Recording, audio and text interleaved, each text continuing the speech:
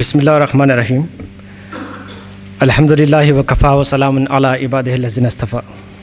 Amma ba'd. A'udhu billahi minash shaitanir rajim. Bismillahirrahmanirrahim. Allahu waliyul ladzina amanu yukhrijuhum minaz zulumati ilan nur. Sadaqallahul azim. Respected dignitaries on the dais, brothers in Islam. It's a privilege for me to be a part of this professional meet.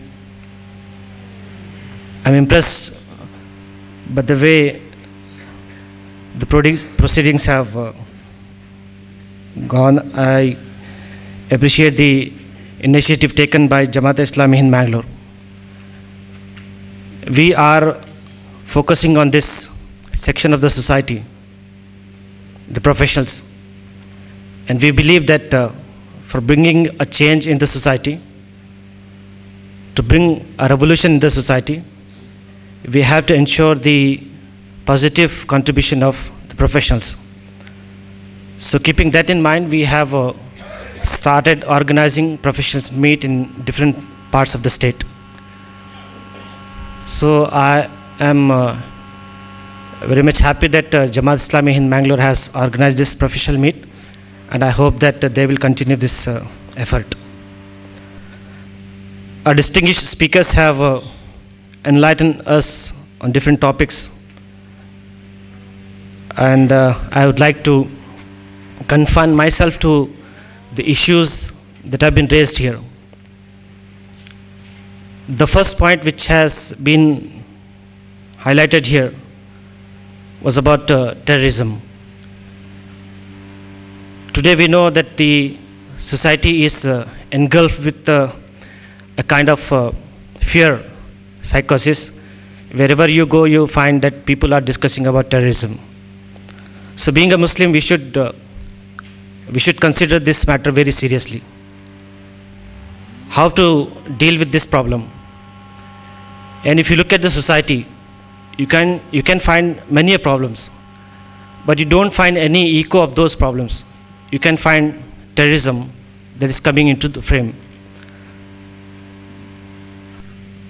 So as far the Muslims are concerned, I do believe that we don't have to explain to the people that we are not terrorists.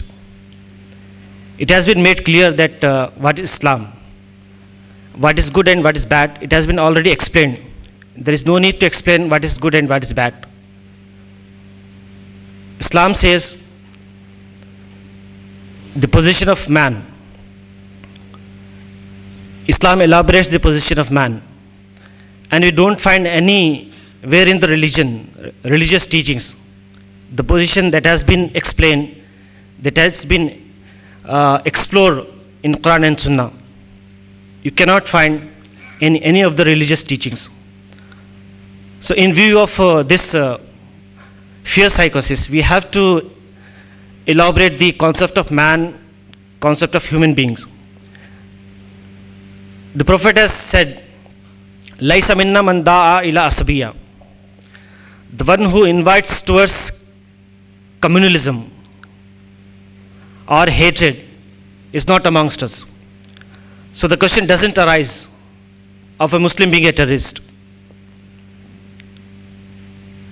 Man hamala alayna silaha falaysa minna. A Muslim who raises arms against us is not amongst us. A religion which is preventing a person to raise an arm cannot tolerate that person should be a terrorist. Iza khatala ahadukum falyajtani bil wajh. Prophet has said, if any one of you indulges in quarrel, prevent hitting on the face.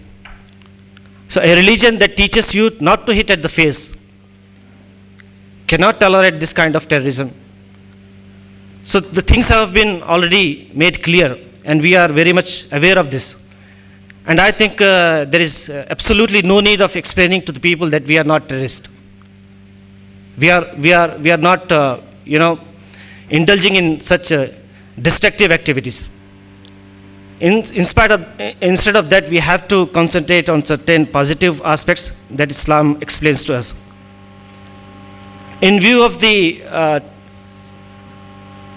terrorism, we believe that there are certain issues which have gone down, and it becomes our responsibility to raise those issues. Because of the issue of terrorism, non-issues have become issues, and issues have become non-issues. The way in which our speakers have explained to us the present scenario tells us that there are many problems, and we are not in a position to address those problems. We are addressing only terrorism. It means that we are leading our society in a particular direction. We are leading our society in a partial direction. If you go that way, progress will be equivalent to that. You cannot achieve all-round progress. You cannot ensure sustainable development. So for sustainable development, one has to look at the core of the problems. One has to have a clear-cut idea about the problems that the society is facing. The Quran says the actual problem that has to be addressed in view of in view of a healthy society is that of disorder. La tufsidu fil ars ba'da islahiha. Do not create disorder on the earth, whereas it has been made free of disorder. What is disorder? What is fasad? Corruption is disorder. Violation of rights is disorder. Poverty is disorder. Illiteracy is disorder. Casteism is disorder. Quran explains to us, giving an example of Pharaoh, that وَجَعَلَ أَهْلَهَا شِيَعًا. He broke up its people into different sections. To making people into different sections, dividing people into different sects and groups. This is a fasad, this is a disorder. It's more heinous crime than terrorism, so-called terrorism. A few days back, we had organized a public function in which Dr. Radhakrishna, he was a Dalit leader, said that to my mind, this appears very heinous crime, that we have been deprived of our rights. We, as a Dalit, we are not in a position to sit at a place where an upper caste person leaves his footwear. This is a heinous crime, and this is more than the terrorism, he said. So we have quoted to him the Quranic verses in which the Quran explains to us that this is the disorder, and we have to prevent our society from all kinds of disorders. So in view of terrorism, we should not go by the line they are drawing for us. We have to adopt a parallel line that Quran and Hadith draws for us. This is the one thing I would like to highlight at this point of time. Second thing, that usually we term problem as challenge. It's a day-to-day conversation that we make use of this word challenge. Challenges of 21st century, challenges of modern days, challenges of society, etc., etc. So if you want to bring a change, if you want to revolutionize your own personality, you have to be very positive about that challenge. For a Muslim, no problem can be a challenge. You can ask me how and why. See, a person who is handicapped, a layman is walking, he is on his way. A big stone is there on his way. He can't remove that stone because he is a layman. A weak person cannot remove stone from his way. A child cannot remove stone from his way. But a person who is healthy, a person who has got strength, a person who believes that my friend is with me, he can remove that stone. Similar is the case of challenges.